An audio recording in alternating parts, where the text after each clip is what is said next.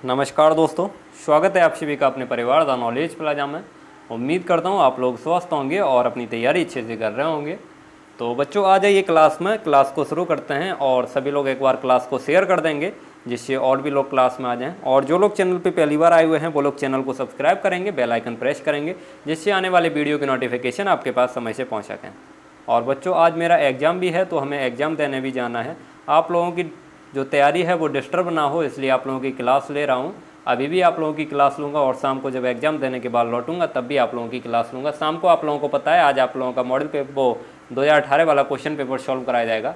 2018 वाला जो question paper था वो आप लोगों को सॉल्व कराया जाएगा, जो बांदा यूनिवर्सिटी ने कराया था। BU80 बांदा यूनिवर्सिटी ने कराया था। वो आप लोगों को कुछ क्वेश्चन आप लोगों को जूलॉजी, बॉटनी और GS के क्वेश्चन आप लोगों को 10 तारीख को सॉल्व करा दिए गए थे। और जो बचे हुए क्वेश्चन थे आप लोगों के फिजिक्स केमिस्ट्री के क्वेश्चन थे, तो आप लोगों को फिजिक्स केमिस्ट्री भी आज पता चल जाएगा कैसे बांदा यूनिवर्सिटी पूछती है।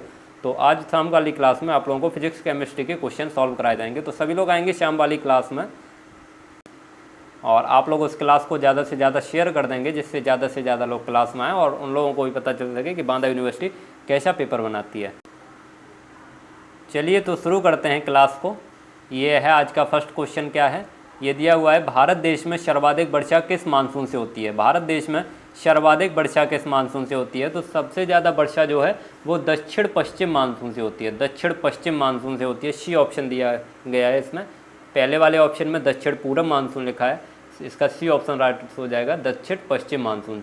अगला क्वेश्चन देखिए, ये दिया हुआ है एग्जाम वॉरियर्स पुस्तक के लेखक कौन है। एग्जाम वॉरियर्स पुस्तक के लेखक आप लोगों को बताना है, नरेंद्र मोदी, मुंशी प्रेमचंद, हरिवंश राय बच्चन या निर्मला सीतारमण। तो एग्जाम वॉरियर्स जो पुस्तक है ये किसने लिखी थी। तो ये किसकी पुस्तक है, नरेंद्र मोदी की पुस्तक है, नरेंद्र मोदी की पुस्तक है। अगला क्वेश्चन देखिए, ये आप लोगों का 2020 के एग्जाम में पूछा गया था ये क्वेश्चन। एग्जाम वॉरियर्स पुस्तक के लेखक कौन है, ये आप लोगों का है वर्तमान में लोकसभा अध्यक्ष कौन है। लोकसभा अध्यक्ष इसमें ऑप्शन नहीं दिया गया है तो आप लोग लिख लेंगे वर्तमान में लोकसभा अध्यक्ष, लोकसभा स्पीकर कौन है। तो ये है ओम बिरला, ओम बिरला। ओम बिरला जो हैं वो वर्तमान में लोकसभा अध्यक्ष या लोकसभा स्पीकर हैं। अगला क्वेश्चन देखिए यहाँ पे, ये दिया हुआ है अटल बिहारी वाजपेयी के जन्म दिवस पर प्रधानमंत्री जी ने कितने रुपए का सिक्का जारी किया। अटल बिहारी वाजपेयी के जन्म दिवस पर प्रधानमंत्री जी ने कितने रुपए का सिक्का जारी किया था। 10 रुपये का, 20 रुपये का, 50 रुपये का या 100 रुपये का। तो अटल बिहारी वाजपेयी के जन्म दिवस पर प्रधानमंत्री जी ने 100 रुपये का सिक्का जारी किया था। कितने रुपए का सिक्का जारी किया था, 100 रुपये का सिक्का जारी किया था। डी ऑप्शन सी हो जाएगा। नेक्स्ट क्वेश्चन देखिए, साय या भोर का तारा किसे कहते हैं। साय या भोर का तारा किसे कहते हैं, बुध को, शुक्र को, पृथ्वी को या वरुण को। तो ये किसे कहते हैं, तो सभी लोग जल्दी से आंसर करिए।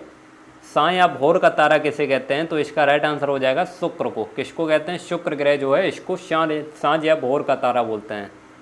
तो देखिए बच्चों, मैं आप लोगों के लिए इतनी मेहनत कर रहा हूँ, मैं चाहता तो आज की क्लास आप लोगों की कैंसिल भी कर सकता था क्योंकि आज मुझे पेपर देने जाना है, आज मेरा एग्ज़ाम है।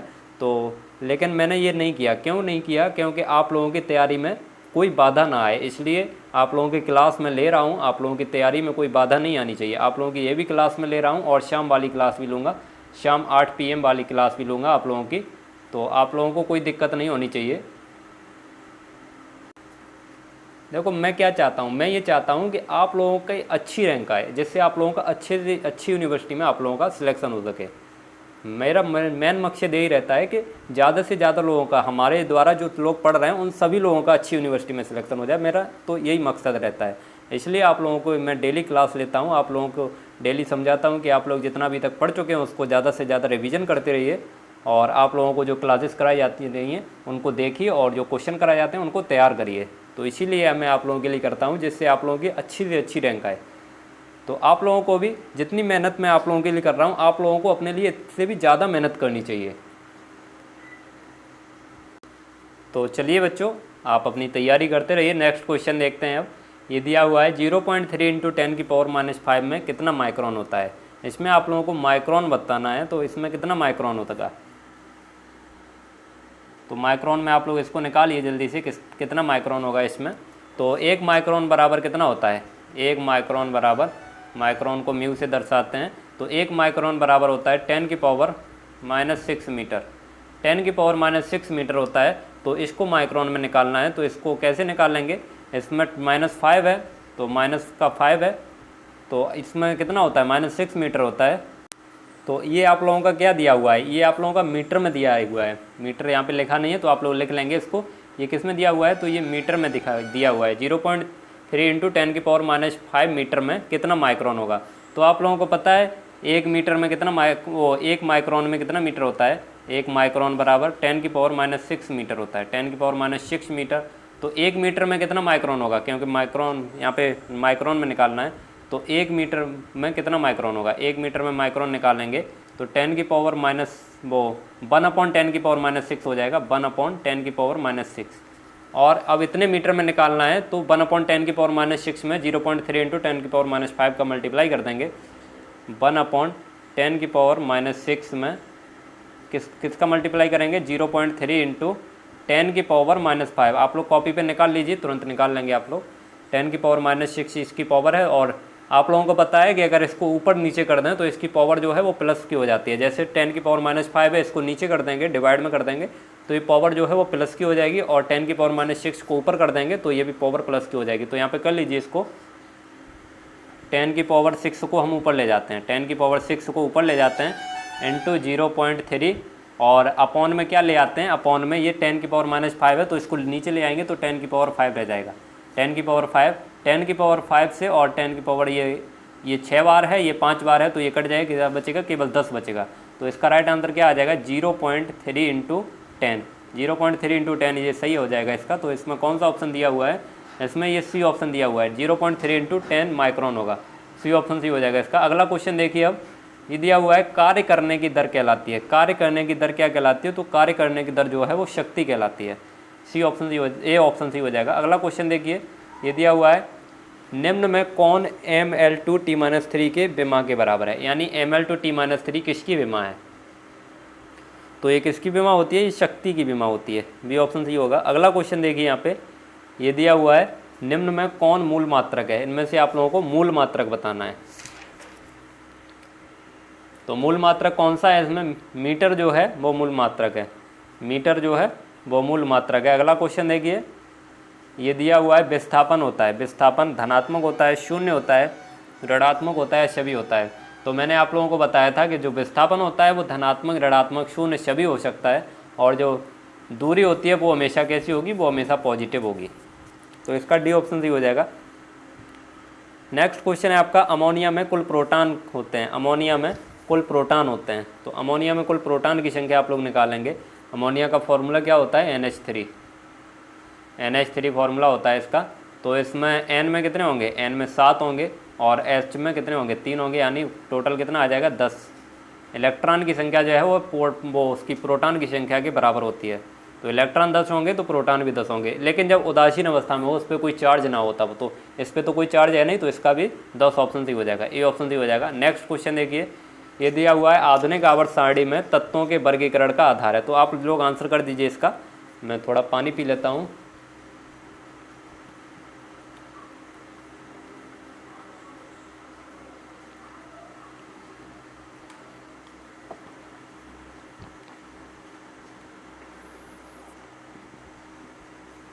बोलते बोलते बच्चों गला सूख जाता है, तो पानी के अलावा कोई दूसरा साधन तो है नहीं अभी गर्मी में।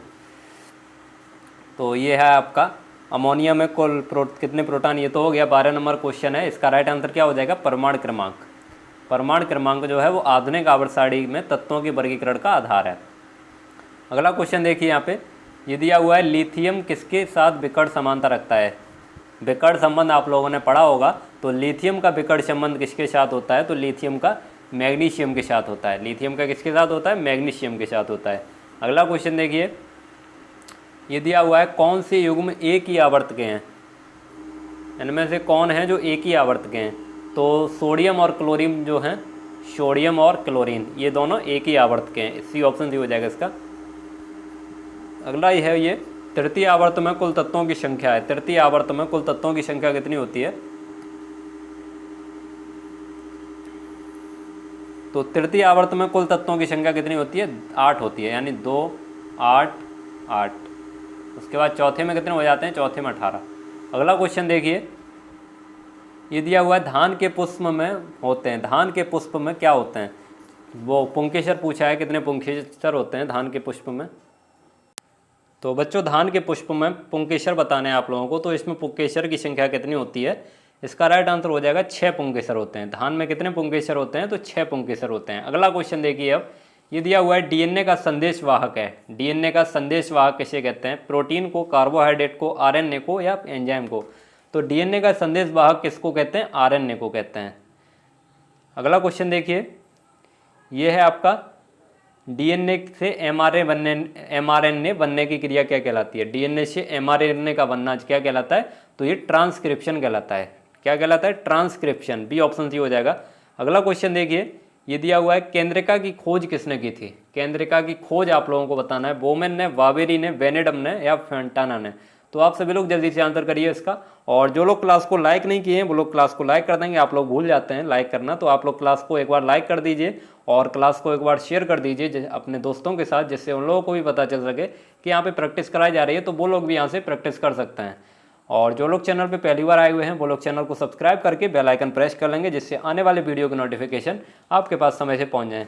ये है आपका केंद्रिका की खोज किसने की थी, तो केंद्रिका की खोज की थी फॉन्टाना ने, फॉन्टाना ने की थी। अगला क्वेश्चन देखिए यहाँ पे, ये दिया हुआ है जर्म प्लाज्म थ्योरी किसने दिया, जर्म प्लाज्म थ्योरी जो है वो किसने दिया था, बीजमान ने, लुईस पास्चर ने, लैमार्क ने या डार्विन ने। तो जर्म प्लाज्म थ्योरी दिया था बीजमान ने। किसने दिया था, बीजमान ने। जिन लोगों को आंसर पता होता है वो लोग जल्दी से आंसर कर दिया करें, क्योंकि ज़्यादा टाइम हम नहीं लेते हैं, अब आप लोगों के पास समय कम बचा है, तो जितने जल्दी हो सके उतने जल्दी से जल्दी ज़्यादा क्वेश्चन कराने की कोशिश करते हैं। तो आप लोगों को अगर आंसर पता होता है तो आप लोग जल्दी से जल्दी आंसर कर दिया करिए। अगला क्वेश्चन देखिए, ये दिया हुआ है अमीबा में अलैंगिक जनन पाया जाता है, अमीबा में अलैंगिक जनन पाया जाता है, द्वय विखंडन, संयुग्मन, कोशिका निषेचन या ए एंड सी बोथ। तो सभी लोग जल्दी से आंसर करिए इसका। अमीबा में अलैंगिक जनन जो है वो कौन सा प्रकार है इसमें, तो ये दोनों हो जाएगा इसका। कौन सा दोनों, डी ऑप्शन सही हो जाएगा इसका।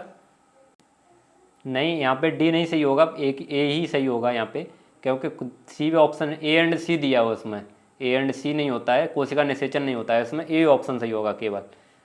अमीबा में जो अलैंगिक जनन की विधि है वो कौन सी है, द्वय विखंडन या binary fission, a option C होगा इसका। अगला क्वेश्चन देखिए यहाँ पे, ये दिया हुआ है पैरामीशियम के द्वय विखंडन में कितना समय लगता है, पैरामीशियम के द्वय विखंडन की क्रिया जो होती है उसमें कितना समय लगता है, तो उसमें कितना, 2 घंटे का समय लगता है, इस बी ऑप्शन सी होगा। नेक्स्ट क्वेश्चन है आपका, पैरामीशियम में लघु केंद्रक का कार्य क्या होता है। पैरामीशियम में 2 केंद्रक होते हैं, एक लघु केंद्रक होता है और एक गुरु केंद्रक होता है। तो लघु केंद्रक का कार्य आप लोगों को बताना है। तो लघु केंद्रक का कार्य क्या होता है, जनन क्रियाओं में भाग लेना, जनन क्रियाओं में भाग लेना किसका कार्य होता है, लघु केंद्रक का, सी ऑप्शन सही हो जाएगा। नेक्स्ट क्वेश्चन है आपका, ये दिया हुआ है पैरामीशियम में लैंगिक जनन की परनिषेचित विधि है, पैरामीशियम में लैंगिक जनन की परनिषेचित विधि है, कोशिका निषेचन, स्वनिषेचन, संयुग्मन या A and B both. Paramecium में लैंगिक जनन की परनिषेचित विधि है, तो इसका राइट आंसर हो जाएगा संयुग्मन। अगला क्वेश्चन देखिए, यह है आपका अमीबा जंतु है, अमीबा जंतु है। अमीबा कैसा जंतु है, शाकाहारी, मांसाहारी, सर्वाहारी, सभी। तो अमीबा जो है वो सर्वाहारी होता है, सर्वाहारी होता है, सी ऑप्शन सही हो जाएगा। नेक्स्ट क्वेश्चन है आपका, टैगेटस इरेक्टा किसका वैज्ञानिक नाम है, टैगेटस इरेक्टा जो है वो किसका वैज्ञानिक नाम है। तो टैगेटस इरेक्टा जो है वो अफ्रीकन गेंदे का है, किसका है, अफ्रीकन गेंदे का। अगला क्वेश्चन देखिए, ये दिया हुआ है, और फ्रेंच गेंदे का क्या होता है, तो फ्रेंच गेंदे का टैगेटस पेचुला होता है, टैगेटस पेचुला फ्रेंच का, टैगेटस इरेक्टा अफ्रीकन का। नेक्स्ट क्वेश्चन है आपका, ये दिया हुआ है शलजम का जन्म स्थान कहाँ पे है, शलजम का जन्म स्थान आप लोगों को बताना है। तो शलजम का जन्म स्थान कहाँ पे है, चाइना, बी ऑप्शन सही हो जाएगा। अगला क्वेश्चन देखिए यहाँ पे, ये दिया हुआ है खरबूजा में गुणसूत्र की संख्या आप लोगों को बतानी है, खरबूजा में क्रोमोजोम नंबर कितना होता है, तो इसमें होता है 2n = 24, कितना होता है, 24 होता है। अगला क्वेश्चन देखिए, ये दिया हुआ है आम की प्रवर्धन विधि है, आम में प्रोपोगेशन कैसे करते हैं, तो विनियर ग्राफ्टिंग से, लेयरिंग से, कटिंग से या नन ऑफ दीज। तो आम में प्रोपोगेशन करते हैं विनियर ग्राफ्टिंग से, कैसे करते हैं, विनियर ग्राफ्टिंग से, ए ऑप्शन सी हो जाएगा इसका। नेक्स्ट क्वेश्चन देखिए, और आज का ये लास्ट क्वेश्चन है, लौकी का जन्म स्थान कहाँ पे है, लौकी का जन्म स्थान आप लोग जल्दी से बता दीजिए, लौकी का जन्म स्थान कहाँ पे है। तो लौकी का जन्म स्थान जो है वो कहाँ पे है, अफ्रीका में, अफ्रीका, बी ऑप्शन सही हो जाएगा इसका। तो आज की क्लास आप लोगों की यहीं पे समाप्त होती है। उम्मीद करता हूँ आप लोगों को क्लास अच्छी लगी होगी, और क्लास अच्छी लगी हो तो इसे लाइक कीजिए, ज़्यादा से ज़्यादा लोगों तक शेयर कीजिए, और जो लोग चैनल पे पहली बार आए हुए हैं वो लोग चैनल को सब्सक्राइब करके बेल आइकन प्रेस कर लेंगे, जिससे आने वाले वीडियो की नोटिफिकेशन आपके पास समय से पहुँच सकें। तो अब मिलेंगे आप लोगों को शाम वाली क्लास में। शाम आपको आप लोगों को मैंने बताया था 2018 का जो पेपर बचा था, 2018 के जो फिजिक्स केमिस्ट्री के क्वेश्चन बचे थे, फिजिक्स प्लस केमिस्ट्री के क्वेश्चन बचे थे, वो आप लोगों को आज सॉल्व कराए जाएंगे। तो सभी लोग आएंगे शाम वाली क्लास में। तो अभी हमें एग्ज़ाम देने जाना है, तो अब क्लास को यहीं पे समाप्त करते हैं। तो अब मिलेंगे आप लोगों को शाम वाली क्लास में। तो तब तक के लिए आप लोग अपनी तैयारी करते रहिए।